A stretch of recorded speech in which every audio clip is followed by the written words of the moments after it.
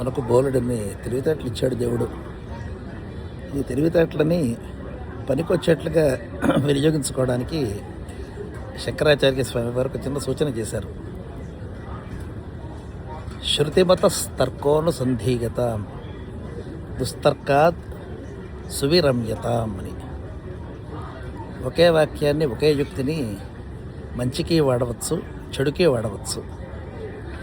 వేదశాస్త్రములకు ఇబ్బంది లేనటువంటి వాటి యొక్క సిద్ధాంతాలకు అనుగుణంగా ఉండేటటువంటి యుక్తులను మాత్రమే వాడండి.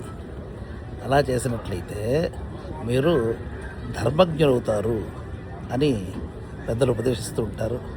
ఈ విషయంలో మనుస్మృతిలో ఉండే వాక్యాన్ని గుర్తుకేసుకుందాం. ఆర్షం ధర్మోపదేశంచ వేదశాస్త్రావిరోధిన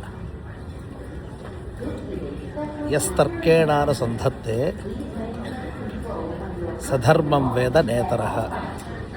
వేదశాస్త్రములకు విరోధము లేనటువంటి యుక్తితో బ్రహ్మజ్ఞానాన్ని, ధర్మోపదేశాన్ని ఎవరైతే అనుసంధానం చేసుకుంటూ ఉంటారో అటువంటి వాడే చక్కటి తార్కికుడవుతాడు. అతడికే ధర్మము తెలుస్తుంది, అతడే ధర్మజ్ఞుడు, మిగిలిన వారు కాదు అని మనుస్మృతిలో చాలా చక్కగా హెచ్చరించారు. కాబట్టి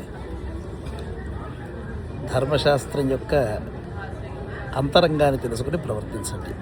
మంగళం మహత్.